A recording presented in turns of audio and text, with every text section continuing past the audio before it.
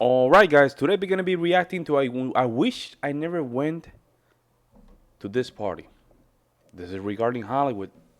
I saw this video, I'm like, man, I should just react to this to my music video channel. I mean, it's all about artists and all in the same area. They all connected, man. They all connected. It makes sense why a lot of these people are kind of crazy too. I'm just keeping it real with you. Man, Hollywood's crazy, man. I mean, in the music industry and the movie industry and the art industry is crazy. It's crazy overall. So we're gonna jump in and see what's going on here, man. Let's dive in. Stories told in the first person, you're on the right channel. I encourage you to like and subscribe if you want, right? It helps me. If it helps me, it helps you. The more it helps me, the more stories I can get to you. So liking and subscribing, just absolutely backflip onto that subscribe button if you don't mind. This story Backflip. I dropped a few months ago and it didn't get any traction when I initially started dropping it. And then it started to blow up on Facebook a month later after I had already abandoned it and moved on. But a lot of people demanded another part. So this is going to be the full story of the society with an extra part at the end. I'm so happy people have started enjoying this. I really appreciate it. Enjoy the show.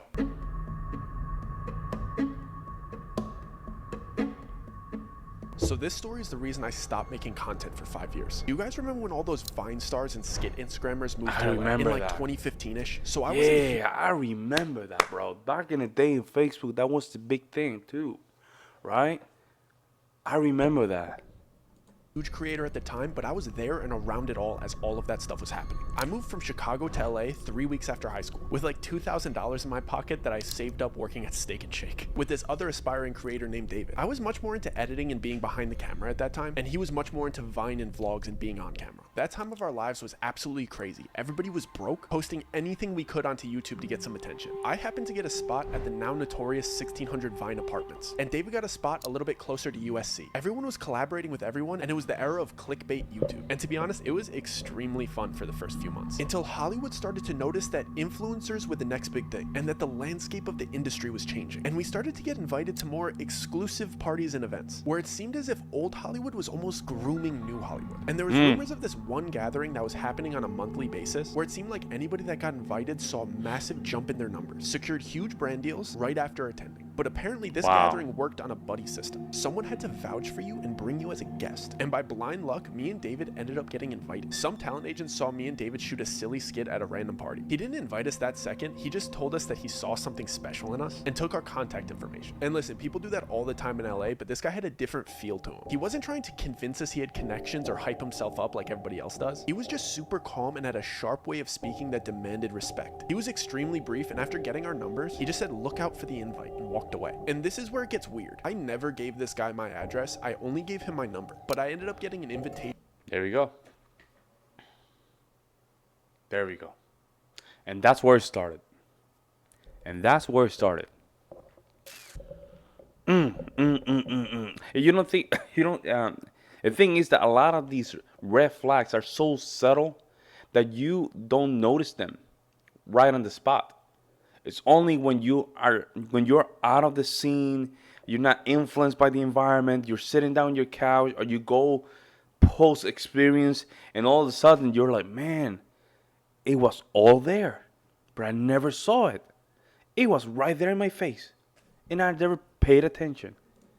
By letter. And at the time, I thought that that was so cool. But in retrospect, as an adult looking back at it, that alone was a huge violation of privacy and a major red flag. But at the time, when I tell you I was absolutely buzzing with excitement. When I got it, the letter was so extravagant and detailed. It was gold with black and red lettering that read something like, "Your talents have been noted, your name has been endorsed, and I'll never forget this part. The dreams you have been chasing are a night away through the seventh heaven." And the address was a beautiful home in Laurel Canyon that was set to happen that weekend. It also noted to not be a minute late and not to expect to leave before midnight. And at the time, it felt like the Willy Wonka golden ticket. Wow, And the excitement doubled when I got a text from David at the same time, in all caps saying, "Did you get one too?" I felt like our lives were about to change. And I was right. David blew up after this party, and I had to go into hiding. I felt like our lives were about to change. And I was right. David blew up after this party, and I had to go into hiding. When I tell you I was on cloud 9 leading up to that party, I mean it. I was so young and naive and delusionally optimistic. I truly believed that I was going to go to this party and leave rich, because it literally seemed like that was happening explaining to the creators around me that attended. I was hyped. I've never been a braggy person, but when you're young and excited, you get consumed by good news and want to talk to your friends and peers about it. So everybody that I chatted with who I knew was a content creator and was in the know about this party, I couldn't help but to tell them. And all the feedback was positive and along the lines of, let me know how it goes, or can you try to get me into the next one? And even some from bigger creators saying, I'll see you there, with like a little smirk on their face. Like they were pumped for me. Except for one conversation with a creator that most of you probably know. This creator is an extremely positive guy, and he's one of the most wholesome, bubbly, genuine guys I met out there. And when I told him the good news, Peter is an extremely positive guy, and he's one of the most wholesome, bubbly, genuine guys I met out there. And when I told him the good news, he looked at me like I told him a tsunami was headed towards the building. The usual joy that this man brought to every conversation turned into real fear and concern, and he made me leave the lobby and come up to his apartment before explaining anything to me. Like he was scared that somebody was gonna overhear our conversation. Wow, that's insane, when we got up man. to his apartment, he was just pacing. Like he had no idea how to start this conversation. But when he finally spoke up, all he said was, listen, Doug, I know you're excited, but I'm begging you, please do not go. That man is not who you think he is. He was being so frantic, and I could see tears welling up in this guy's eyes. Wow. But I was young, and I thought that I knew everything. I didn't even think the talent agent that sent us the invite was important. I was interested in the connections, and I didn't really care if the talent agent was shady, or if his intention was to sign me to a bad deal. I thought I'd just say no to any bad deal. And that's right there, folks. That's greed.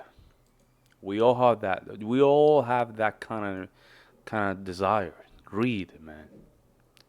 Contract that he tried to send me, but still get to reap all the benefits of the party. So I tried to pry a little bit and ask follow-up questions, but all he gave me was, I have a friend who went and he hasn't been the same since he didn't cooperate. I don't know what he saw or what they did to him, but Doug, I do not want to see that happen to you. I don't know what he saw or what they did to him, but Doug, I do not want to see that happen to you. I start reassuring him that they won't make me do anything that I don't want to do. I don't even drink, let alone take any party favors. So peer pressure isn't much of an issue for me. I make up a lie to get out of the situation because, to be honest, I selfishly wanted to stay excited about this party, and I really didn't want to hear anything negative about it. So I jokingly told him that I'd text him when I got home and that I had to leave to edit some videos tonight. What I was really doing was calling my dad to beg him for $100 to buy a rental suit. Oh Mind my you, we were God. all still poor, and I was living in an apartment that I could barely afford. My dad reluctantly sent me the money, and I immediately texted David to pick me up tomorrow at 5 p.m. so we could both get our suits before the party and grab food before we head to the party at 11. When David picked me up the next day, he was so excited and in such a great mood that I had to hide my concerns from him, at least while we were shopping for the rental suits. I had to manufacture excitement because David always has his camera out, and I wouldn't just be spoiling the mood, I would be ruining the content that he was trying to record. So I went along with it throughout the shopping process. Our plan was to drop his car off at my apartment, walk to the In-N-Out Burger on Sunset Boulevard, eat, and then change into our suits in the bathroom and hop into the Uber, so we didn't smell like burgers. When we finally sat down to eat, I took that opportunity to bring up the warning that my friend gave me the day before in his apartment. I told him everything that he said to me and how scared he looked when he said it, and that I was feeling a little bit worried about going to this party. David cut me off before I even got to finish my sentence and firmly said we're going, and then went on a rant about how my friend is a jealous clout chaser and that he's just salty that his content isn't good enough.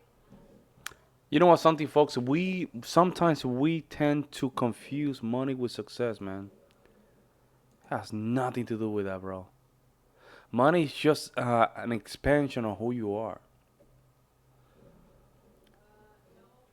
Crazy, huh? And would never be invited to something like this. He said it in a half serious, half joking tone like he always does when he wants to get his way. Then he finished off by guilting me and saying, Doug, don't ruin this opportunity for us. Please just get through this party for me. I'd never heard anybody talk about my friend that way, but I'd known David for so much longer, so I trusted his judgment. So I nodded my head and called the Uber. We changed in the bathrooms and hopped into the Uber, and David starts recording again. So I have to pretend to be excited again. But once we got off the side streets and started driving up Laurel Canyon, I started getting anxious and internally panicking. If you're not familiar with Laurel Canyon, it's filled with beautiful homes, but at night it's extremely dark and borderline Ooh, freaky, especially when you consider all the history with the Manson Oh, that's crazy, huh? murders in that area. Part of me feels like we're dropping ourselves off into a setup. A lot But of once energy, we arrive, bad energy. all of my worries get washed away. We pull into the driveway and this house is beautiful and extravagant. And everyone waiting in line to walk in is smiling and laughing and friendly. So I get excited again. At the door, they take our phones and have us sign an NDA, which isn't uncommon in house parties like this in LA. And they give us a mask and a name tag with funny aliases. My mask looked like a bear and David's looked like a bird. My alias was Stardust, which David got a crack out of, and his was Banshee. We enter what you could call like the lobby of the house, and as we're walking in, the apparent host of the party starts giving a speech. This man is very eccentric and outspoken, and he's got the cadence of a late night show host, and I spot the agent that invited us standing right behind him. The speech was basically just encouraging everybody to have fun and explaining the itinerary of the night. Apparently this was a themed room party, and all of the guests were instructed to move to the next room whenever the grandfather clock chimed. He wrapped up his speech with some cheeky joke, and then one line that still irks me to this day. He said, "Have fun now. Our descent starts at midnight." I tried to give David the Ooh. Wow. Our descent start on midnight. Ooh, man. That's crazy, man. Crazy, man.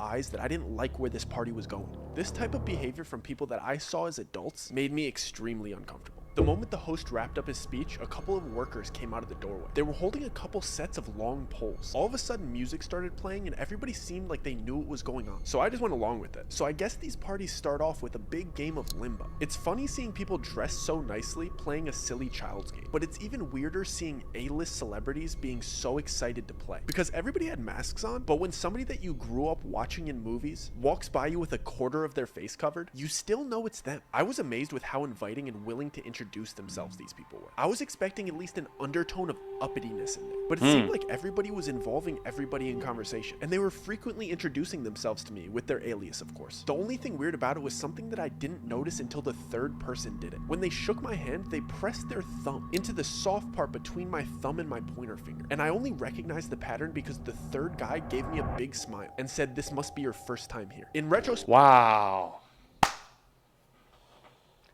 Damn, man. So basically everything that they do to recognize who's new or not. So putting that thumb in that soft part of your hand, it should to see, oh, you're a veteran. You know what's gonna happen here.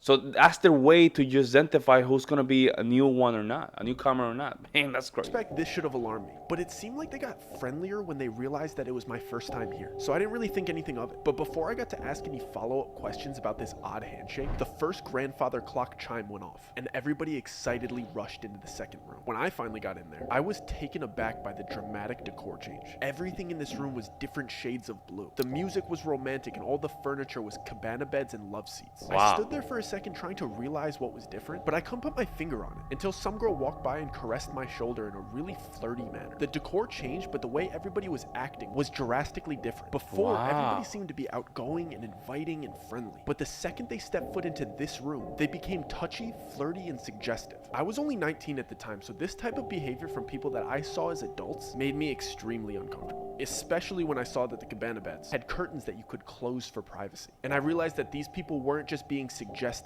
they meant it. I tried to give David the eyes that I didn't like where this party was going, but he seemed to be really enjoying the female attention, so I was on my own. I basically stayed in perpetual motion and walked laps until the next chime went off, so I didn't have to sit next to anybody for too long and let them get too comfortable. The clock finally went off and everybody rushed to the next room immediately. The weirdest part was the people that were in the private sections didn't even bother redressing except for the mask. I was in no rush to get to the next room, but I could see into it over the crowd of everybody's head. The walls were bright orange, but the smells that were wafting in from that room were amazing. And when I finally got in there, it was like the Hogwarts feast. It was table after table of the most delicious spreads I've ever seen. There was full tables for seafood, full tables for meats, full tables of sushi, and an entire wall of spirits. I almost started enjoying myself again, until I saw the way these people were treating this food. They were disrespectfully biting chunks out of delicious prime rib roasts. They were just shoving copious amounts of high-grade sashimi into their mouths and eating caviar like it was cereal. The way that they were just grabbing with their hands and just spitting out things that they didn't like onto the floor ruined my appetite. At this point, I wanted... That's crazy. Man, those circles are crazy, man. Those circles are crazy, man. I cannot imagine being in a situation like this and watching this. And I mean, at least this guy has some. How can I say this? Some kind of morals and value. And you can tell he's a good kid, right? At least he has some kind of moral system that can really make him judge correctly. But the other guy, man, he's gone, man. You can tell he's gone. He's gone. nothing to do with these people. At this point, I wanted nothing to do with these people. So I went up to the only familiar face in the room. The agent that invited me was the only other person not eating. So I approached him and lifted up my mask, so he'd recognize me considering we'd only met one time. Before I even got out my greeting or got my mask halfway off my face, he abruptly pressed my mask back into place and sharply said, "Mask stay on till the 6th room." He did it in a way that seemed like I was embarrassing him for not knowing the rules. So to ease the tension, I jokingly replied, "So we're only halfway there, huh?" He didn't laugh or make eye contact. He just dismissively replied, "I encourage you to engage in the festivities. A slow drip is better than a flood." He started to Wow. Man, Satan was in that room, man. Satan, bro. Satan was in that room. Man, I cannot believe this shit, man.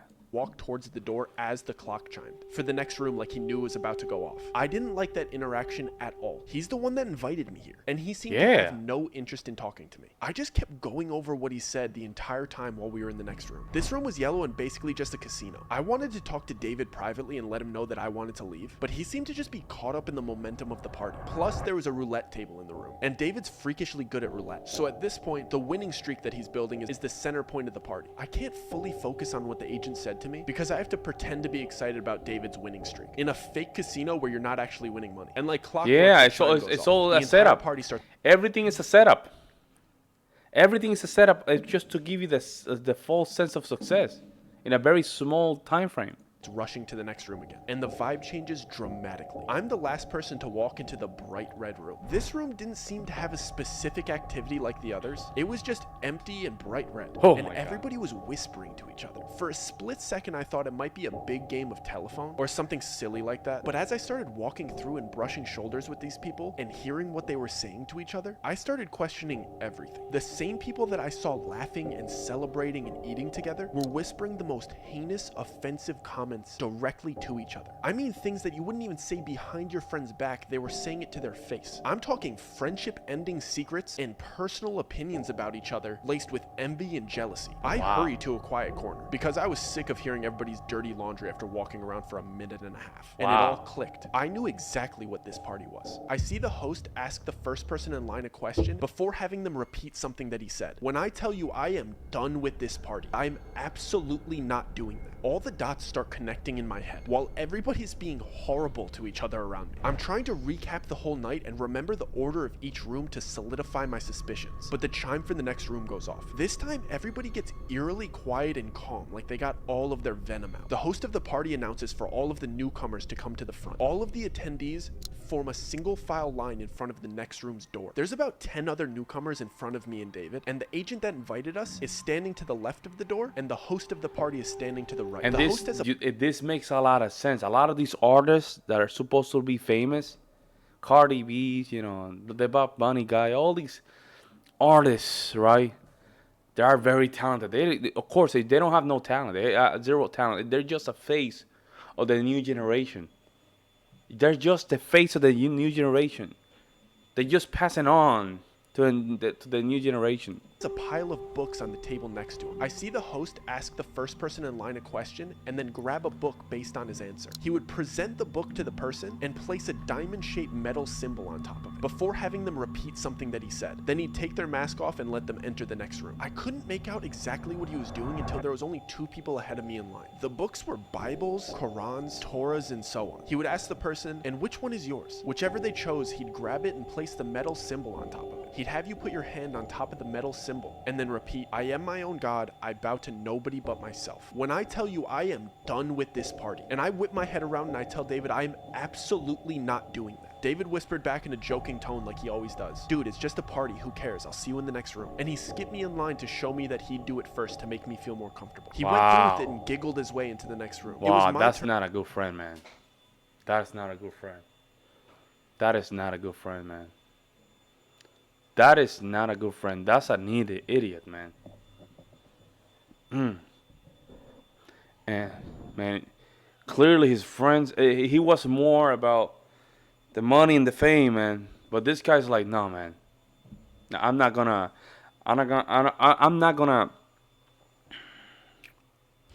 It's interesting. They do this very interesting. They put these books for religion, and that way you have no moral compass to go back. This is basically you selling you're selling yourself. You're selling your soul to the devil right there, man. Satan will be your next god. And this guy's at least has some, some faith.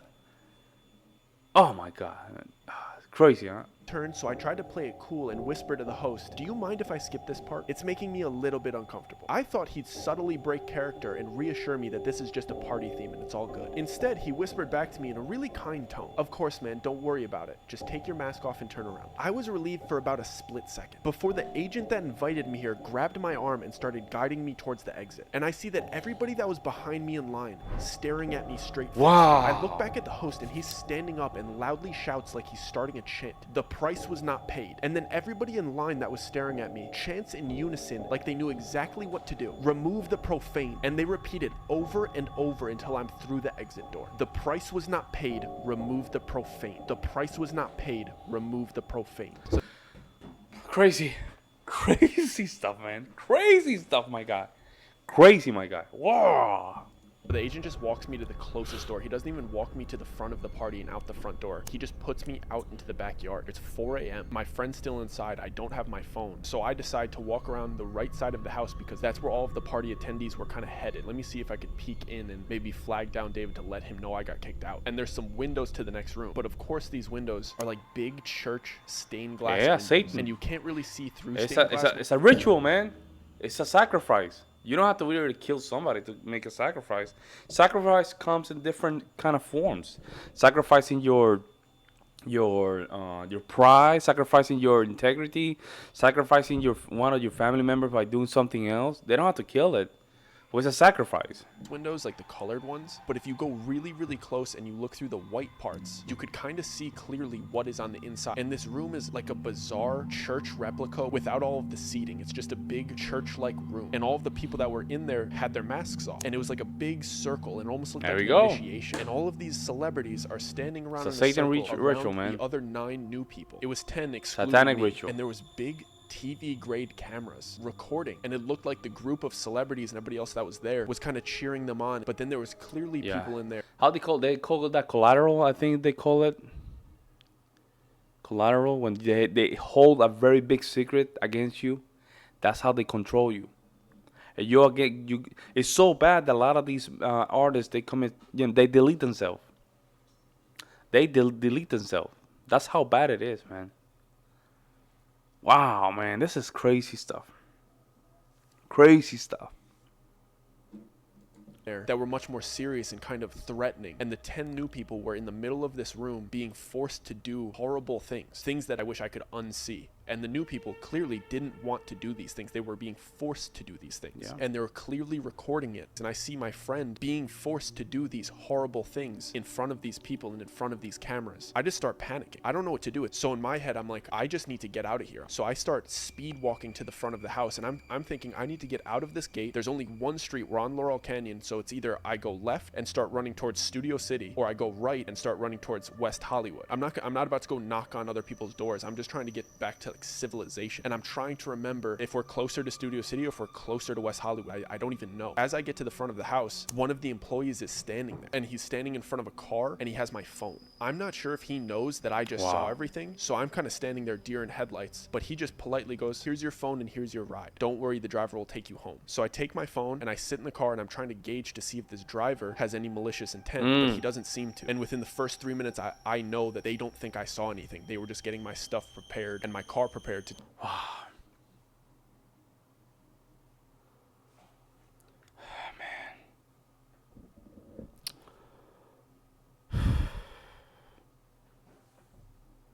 Wow, man, I don't know what to say, folks. That I didn't see anything too bad, and I got kicked out before any horrible things started happening to people inside of this party. So I get in the car, and I'm checking my phone. My phone was fully charged when I got here, so I don't know what they did, but my phone won't turn on. I have to sit through this 30-minute car ride. One of my best friends is back at this party getting mistreated and recorded doing horrible things, and I can't tell anybody. So I get through this 30-minute horrible, suspense-filled car ride, thinking about all of the people that were so nice to me inside of this party, and the whole intent of this party was to butter me up to get me to do these horrible things. And when I finally get back to my apartment, I run upstairs, I plug my phone into the charger, and the first texts that come through are from my friend Joe. And I completely forgot that my friend Joe was coming to visit me. He was coming on a little mini vacation, and I was going to play tour guide and show him around the city. So now I'm thinking I only have like 4.5 hours to sleep before I have to go pick up my friend from the airport, and I still don't know if my other friend is okay. So I'm blowing up David's phone because he's still at this party, but I set a timer so I get to the airport to pick up my other friend. So I barely get get any sleep. I drive to LAX to go pick up Joe, and I drive him back to my apartment. And when I'm coming back into my apartment, David's in the lobby, and he's talking to some other big creators, like bouncing video ideas. It's like 9:30, 10 a.m. at this point, so we're just kind of having coffee by the cafe and chatting. I tell Joe to go upstairs to my apartment and drop off his luggage, and I go ask David if I could talk to him really quick. I'm clearly very distressed, and he's being very jokey with me, and he doesn't seem like anything bad happened, and he's just kind of making fun of me for getting kicked out of the party. I'm just letting him talk for a little bit, and I finally tell him I was looking in through the next window. I saw what they made him do, and I was just asking him if he's okay. And the second I said that, he immediately switched on me, and he started damn near cussing. Wow.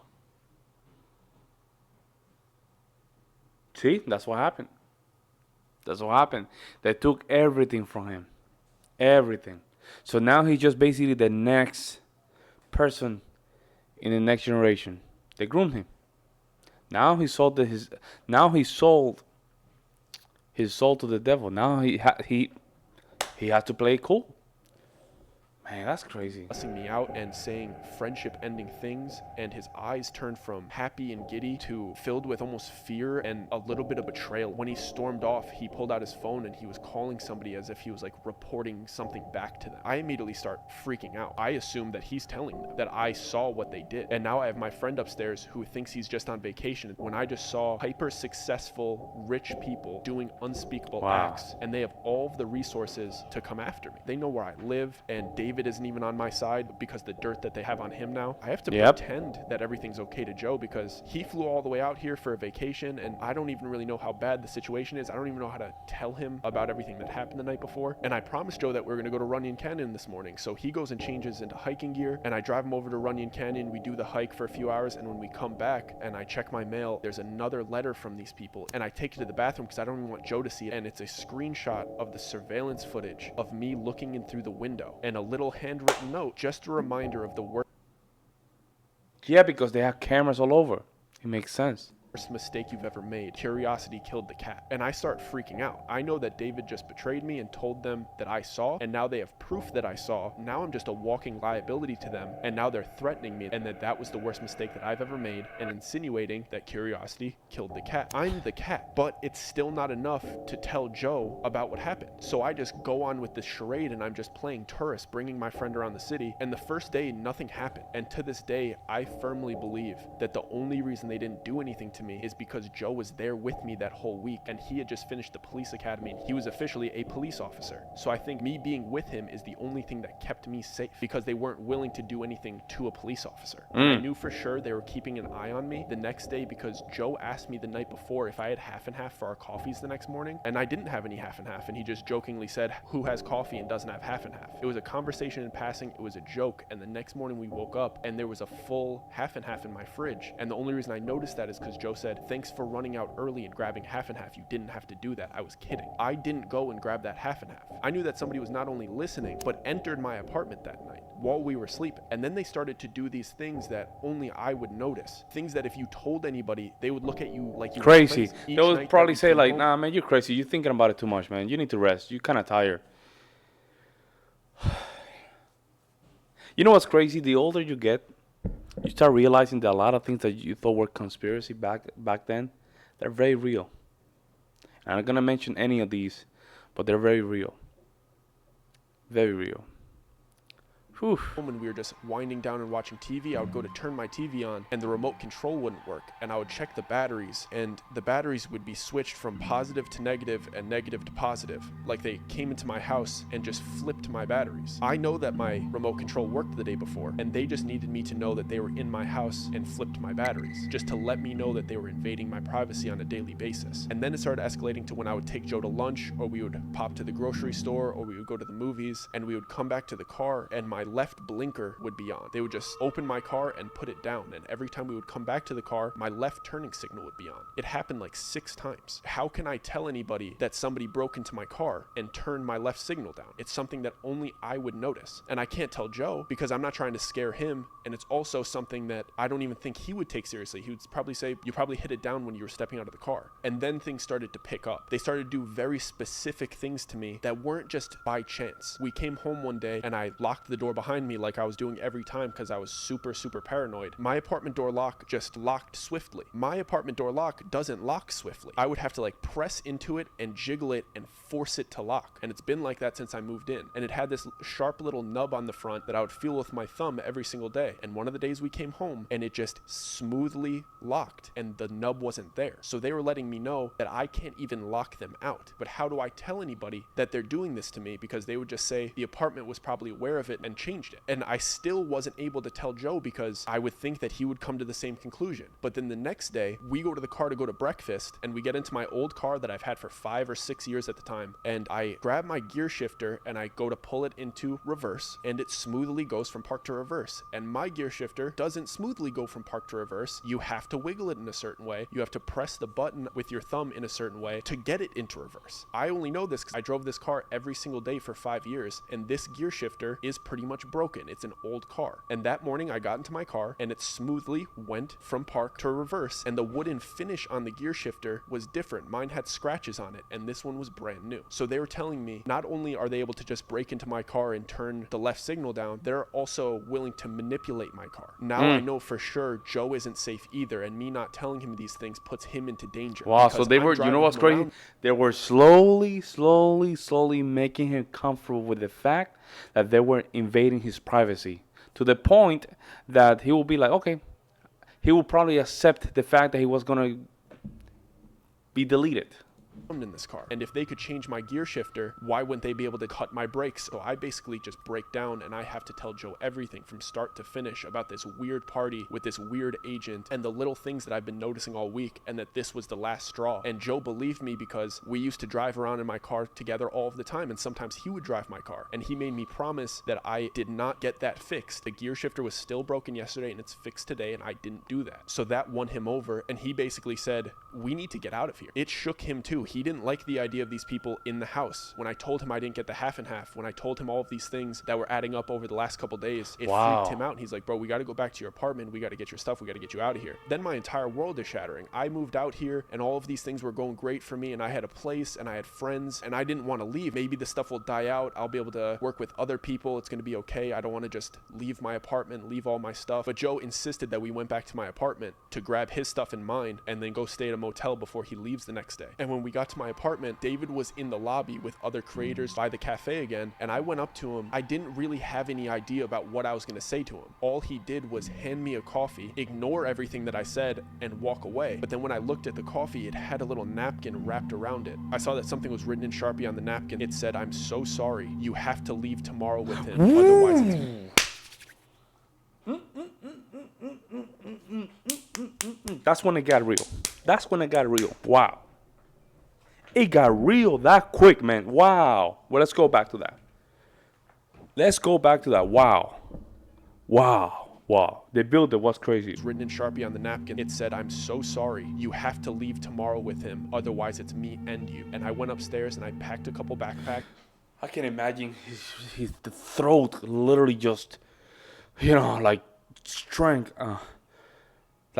He can't even breathe, right? Like all these crazy emotions. Man. God, thank you so much. Thank you so much for never allowing me to go through this path, man, because I'm a classical musician. And I remember when I was in New York City, they used to talk about a secret society in that area. And New York City is crazy, man. And I met great musicians, man. But at the same time, I met some crazy bad musicians that they have some spooky, weird, you know what I'm saying? Like, whoo. My goodness. I left LA the next morning with my friend and I never went back. Joe and I rushed out of that city as fast as we could. I packed as much of my stuff as I could and we just started driving. We were both genuinely scared for our safety at that point. So we decided to skip Joe's scheduled flight and just drive to Las Vegas. And then we were just gonna fly home from there. There was something that just felt comforting about being out of the state. Not to mention Joe wanted a real briefing about what went down. Because I had just basically told him the cliff notes and begged him to believe me so that we could pick up and leave as soon as possible. For the first 2 hours of the drive, we primarily kept our heads on a swivel and just made sure that we didn't take any wrong turns to further extend this trip. There were a few cars that made me feel like we were being followed, but it was just my paranoia enhancing an A-type personality driver into a stalker. Once we were out Wow. of California state lines and into Nevada, we could both finally exhale. I felt real relief wash over me for the first time since I got kicked out of that party. We stopped about 15 minutes into Nevada at a pit stop. We used their Wi-Fi to book a hotel for Vegas that night, along with the plane tickets for the next morning. Once we had our escape plan fully booked, Joe just started laughing and I couldn't help but just start laughing too. We shared a lot of crazy stories growing up and we always seemed to find ourselves in sticky situations together. So it was just hilarious that his fun trip to visit me turned into this. It felt really good to laugh about it because it made me feel like it was finally over. We got back into the car to continue our drive and Joe playfully said, "So you have 1 hour to explain to me why we're fleeing Los Angeles over some half and half and a gear shifter before we get to Vegas and we make this trip worth it." I realized how bizarre this whole situation must have looked from his perspective. He flew in for a fun vacation and arrived to see his friend in a crisis. As I started to explain to him the series of events, things really started to click for me, especially with his input as a police officer. I'm going to recap some of the events that I had already explained. Okay, let's the see. conclusions that we came to together. Let's see. Clearly, the man that invited us to the party was a predator, and we were just perfect targets for him. We were Wow. young Yeah, kids that's with that's what I'm following saying. on That's what I'm saying. These kind of people, they can identify these kind of, they know where to tackle. Um, it's not. They call it Fuji, the four-letter Fuji, right? I don't remember was fear. Um, it's there's greed in it. I forgot. Fuji. I forgot what was it's they use it in sales, right? So basically, what they do, they touch on those emotional inputs that would just manifest in a kind of greed. And these kind of kids, they wanted the fame. 19 years old, they want the fame. You know, their favorite artists, they're kind of young, that they aren't in that mood. They have the face. He's a very good-looking guy. You see what I'm saying? He's a perfect target. socials to influence all of the other young creators in the area. We had just made a major change in our life by moving across the country, and we were completely isolated from our families who we could consult with about important decision making. And we were in a bad financial situation because at the Perfect. time, Oh, yeah. just having a following on the internet didn't equal revenue. We were perfect targets to be indoctrined into a system where they could have full control over our budding careers. And apparently that's exactly what cult-like communities look for potential members. Not to mention, we were in LA trying to make a career in entertainment, and it seemed like they held the key to our dreams. As I was explaining to Joe the invitation and how it showed up to my house, we came to the conclusion that this guy approaching us at that party was not a coincidence. He had to have been scouting us prior to the time that I thought that we just met by chance. The party itself was a trap as well. When I finally had the chance to process what he said to me about the slow drip is better than a flood, it really started to make sense. Each room was designed Yeah. to slowly introduce you into See, it's grooming you, slowly grooming you. Let's just read that. as well. When I finally had the chance to process Let's read that what again. he said to me about the slow drip is better than a flood, Slow, because if they try to just put you in a situation when you have to disavow your religion, you're not gonna be able to do it unless they can groom you. Because disavowing, even if you're an atheist, but then you have to disavow what you were brought up to, it will mess up you with your head. It's gonna mess up with your head, man. Because now it's real. Now you have to be atheist for real, or you think you're atheist, but Satan is your daddy, kind of thing. But that's what was happening. It seemed like the devil was the ones replacing these people.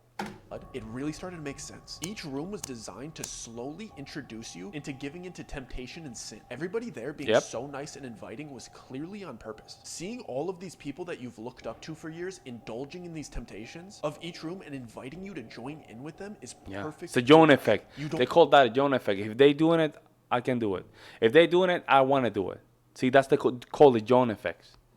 They're doing it, I want to do it too. You want to let your idols down, so you voluntarily engage in an activity in each room that just gets progressively worse and worse. And of course, they start with flirtiness and overeating delicious food. And of course, spirits, because those things are so easy to give into. But the temptations of the night keep getting worse as you go on. He wanted me to feel the slow drip, so when it was time to commit the heinous acts of the 6th room, it didn't feel like a flood. It's clear why they kicked me out when they did. I wasn't indulging the way everybody else had. And when it came to the time to defame my religion, it was the the last straw. Most people, Yeah. like myself, would think it was just part of the party theme. But to them, it's the test to see if you're broken down enough to Yep. defame your religion for the fun of the party. That's why the 6th room was the flood. It was dramatically worse than the rooms that I had experienced. And the only way somebody would give in to the peer pressure to do what they were doing in that room is them being primed to do so with everything that happened before and had just spoken the words that they're not God-fearing. I realized that the people that would go to that party didn't just blow up overnight because of the power of that little cultish group. They scouted young creators like myself and David, who they believed were going to blow up regardless of their help, and get them to commit heinous acts on camera. So when they did eventually blow up, they had the perfect blackmail on them to control them. They would try to get to you early, so before you were making money independently, so that they could control you. Because Yeah. if you were already established, So basically, and wealthy, you're still gonna make the money. You're still gonna make the money. However, you know, they want to control that growth. You're already gonna make it, but they want to control that moment when it happens. why would you even care about going to a party like this? You just don't care. It's too late for them to infiltrate your life. Do they help you with big collaborations? Yeah, but these collaborations are built off of fear and trauma. That's how they keep their group so tight. You can't get into this group unless you also do these horrible things. They kicked me out and let me leave because they thought I actually didn't see anything too bad. From the outside perspective, I had just gone to a cool A-list party in a beautiful home filled with beautiful people and amazing food. I couldn't say anything bad about it publicly without sounding bitter that I got kicked out. That's how groups like this need to operate. From the outside looking in, it has to look amazing and wonderful to be a part of. From the inside, they need blackmail that's so bad on you that you can never speak out against it without getting your reputation destroyed. It made sense Okay, why they or went after delete me it, the way or they did. delete it. They press the delete button. That's it.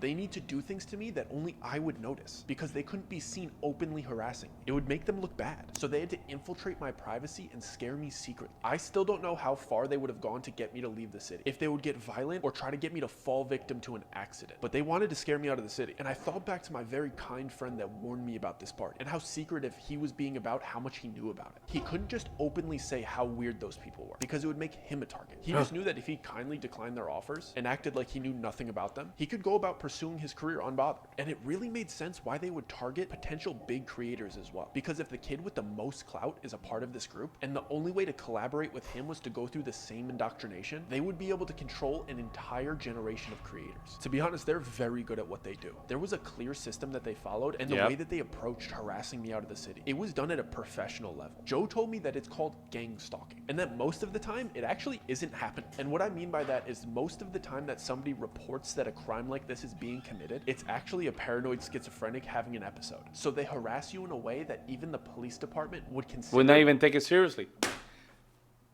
Oh my goodness. Oh my goodness. Oh my goodness. So they don't even care. The police knows about it. They don't even care. A mental disorder opposed to gang stalking. Everything about the way these people operate is cult-like, and everything that they do is intentional. I was never even a conspiracy theorist or anything like that, but my perspective. Yeah, so what happened? Nobody is. That's the problem. Nobody is. Nobody is. And that's the main problem. Nobody is. Nobody is. Nobody is. Until it happens to you. Perspective on show business in Hollywood completely changed on the way to Vegas. All the dots connected, and I saw how truly evil some people in that industry actually are. And when I got to Vegas, I started to see how openly they show it. I know I've spent this whole time talking about how secret and exclusive this party was, and how everybody that knows about it has their lips zipped shut, but when we had arrived at our hotel near the strip, I started looking around at the big signs and promotions, and they really don't hide it. There was cultish symbolism in all of the music, live performances, and movie trailers. What used to look Yeah, like we see you see the concerts, right? It's like a big gold skull right in the back with a lot of blood. This is just a satanic rituals, man. Cool I'm telling you, designs and folks. eccentric artists was blatant symbolism for what was actually going on. I will never look at showbiz the same after that. I'm extremely happy being an independent artist, safe in the middle of the country, away from those cultish hedonists. Yeah, hey, that's the future, man. Middle of nowhere in a small town, you just make money. You buy, you help your community around, right? You're the one that goes to the supermarket, to the gas station. You start bringing all that money. You start helping your community. That's how it is, man. Received another letter or heard from David again. But what I can tell you is that everybody that was affiliated with that group became massively famous. Yeah. But everybody involved fell as Wow. hard as Oh, they hold up. with that group became massively famous. But every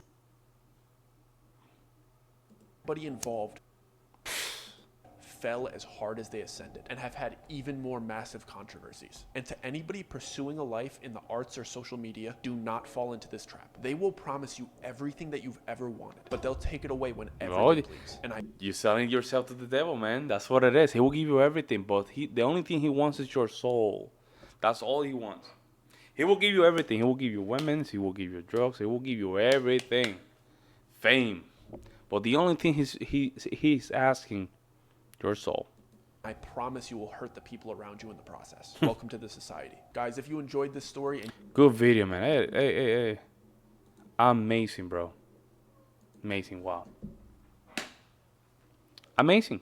It makes sense with a lot of these artists, man. They press the delete button, man.